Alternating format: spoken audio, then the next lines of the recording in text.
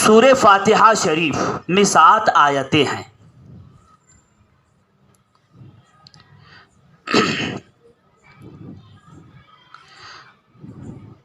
سورت مکمل مفہوم جس میں آ جاتا ہے اسے سورت کہا جاتا ہے، جس میں بات مکمل ہو جاتی ہے. سورت کو سورت کیوں کہا جاتا ہے؟ عربی کا لفظ ہے سورہ، عربی کا لفظ ہے سورہ. اب اس سورت کو سورہ فاتحہ شریف کی مکمل سورت کا نام رکھ دیا سورہ.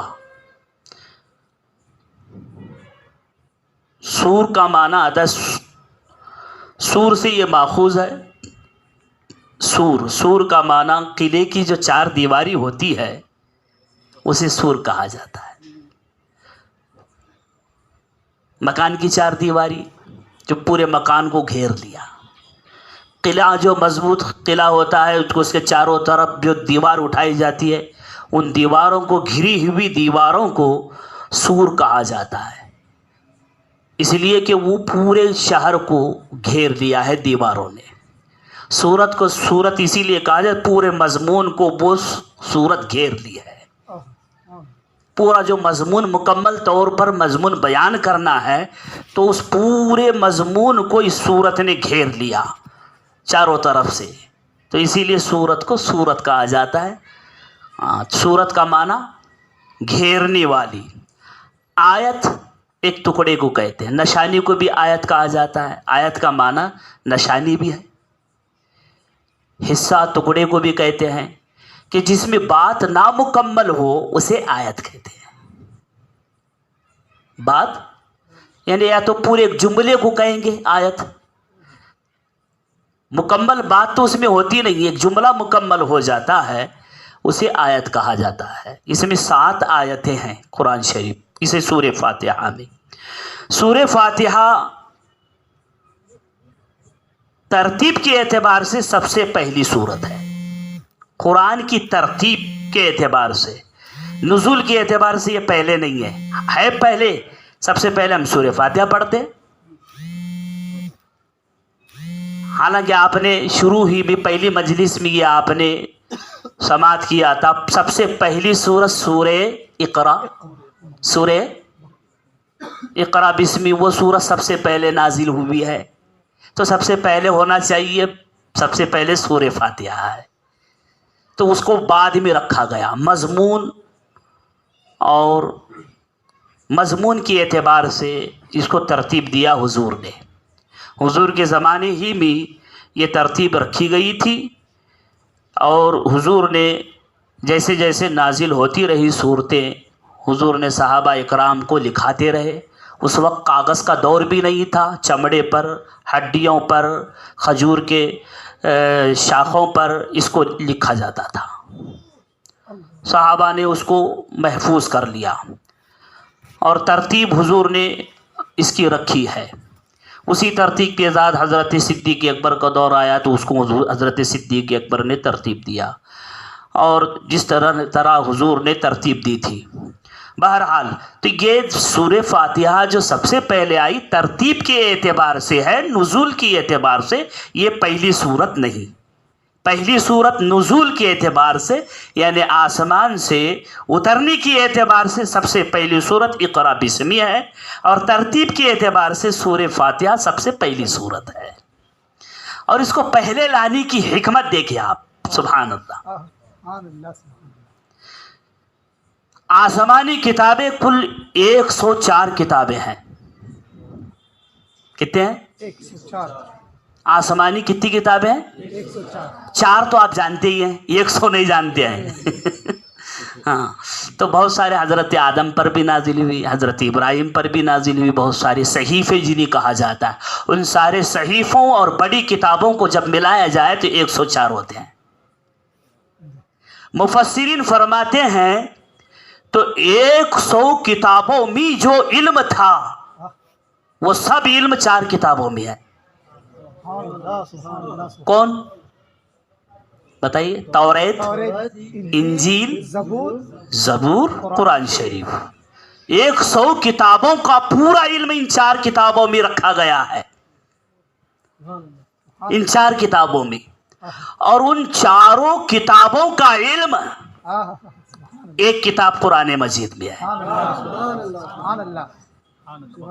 ان 100 کتابوں کا علم 4 میں اور چاروں کا علم قرآن شریف میں. اور پورے قرآن کا علم سورہ حجرات سے لے کر سورہ ناس تک میں رکھا گیا ہے. اور پھر سورہ حجرات سے لے کر سورہ ناس کا پورا علم سورہ فاتحہ میں.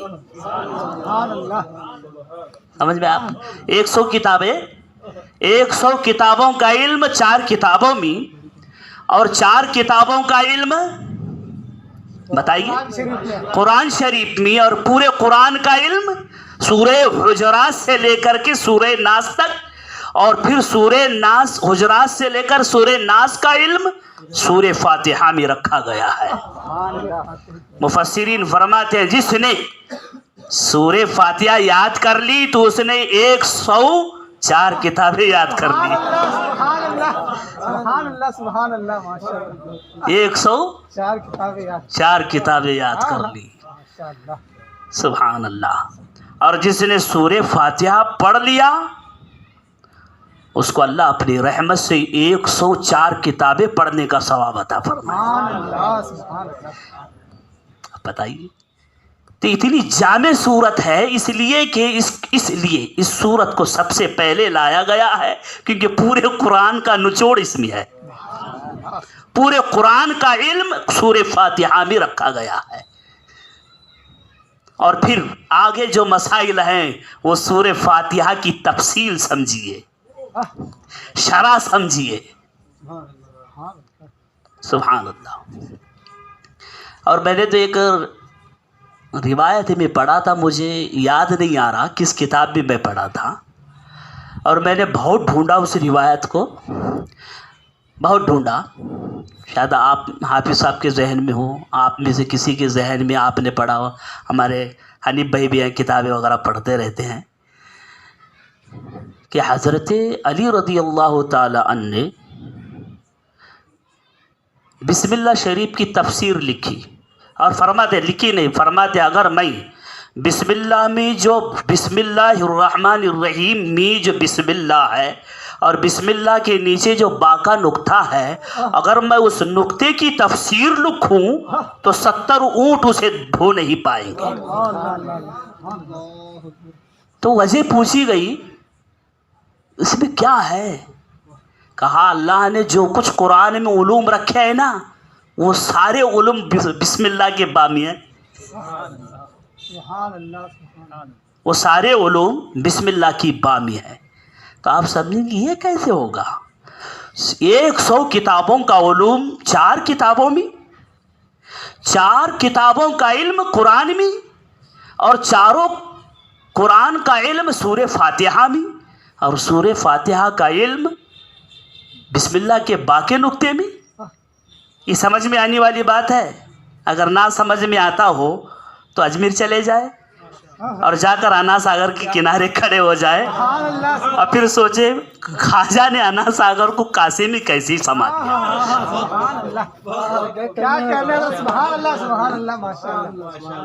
اتنا بڑا تالاب اس پورے پانی کو خدا نے خدا کا ایک نیک بندہ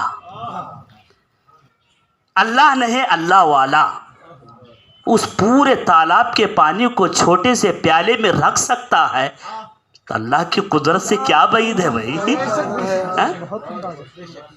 کیا بعید ہے کہ سارے علوم باقی نقطے میں رکھ دے بسم اللہ کے؟ کوئی بعید نہیں اللہ کی قدرت سے. سبحان اللہ. یہ تو سورہ فاتحہ کی بہت فضیلت ہے. اگر میں بیان کروں نا وہ 3-4 ہفتے اسی میں چلے جائیں گے آپ کے. اتنی فضیلت ہے سورہ فاتحہ کی. ایک فضیلت میں نے آپ کو سنا دی کہ جس نے سورہ فاتحہ یاد کر لیا تو اس نے 104 کتابوں کو یاد کیا اور جس نے اسے پڑھا تو 104 کتابیں پڑھنے کا ثواب اللہ اسے عطا فرماتا ہے. سبحان اللہ. سورہ فاتحہ کے متعلق نبی کریم صلی اللہ علیہ وسلم ارشاد فرماتے ہیں کہ اللہ رب العزت بندوں پر عذاب نازل کرنے کا جو ہی ارادہ فرما لیتا ہے، یہ بھی اللہ کی حکمتیں ہیں، بندوں پر عذاب نازل کرنے کا ارادہ فرماتا ہے تو ادھر زمین پر کوئی بچوں میں سے کوئی بچہ مدرسے میں بیٹھ کر سورہ فاتحہ پڑھ لیتا ہے تو اللہ تعالیٰ پھر اس عذاب کو ٹال دیتا ہے، 1-2 دن کے لیے نہیں، 40 سال تک کے لیے، 40 سال کے لیے، 40 سال تلک کے لیے اللہ تعالیٰ دھرتی سے عذاب کو اٹھا لیتا ہے۔ سبحان اللہ۔ سورہ فاتحہ اس امت کے خصوصیات میں سے ہے، پچھلی امتوں کو یہ صورت نہیں عطا کی گئی، اور اللہ نے اسی امت کو یہ صورت عطا فرمائی ہے، اور اس کی جو برکتیں ہیں، اس میں جو علوم اللہ رب العزت نے مضمر رکھے ہیں، پوشیدہ رکھے ہیں، وہ کسی اور صورت میں نہیں ہے۔